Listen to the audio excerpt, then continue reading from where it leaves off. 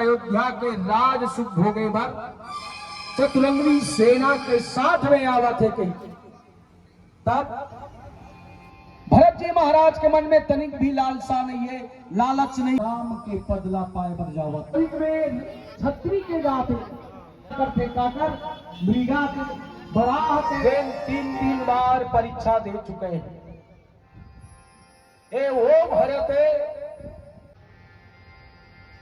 जिन समय भरत जी महाराज चित्रकूट के यात्रा में हो, मंत्री सरदार आदेश दे देते सब देखो चतुरंगी सेना लेकर, और सेना लेके वही आते, जैन आक्रमण करते वही आते।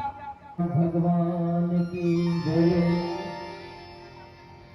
बैठे थे कि कुशासन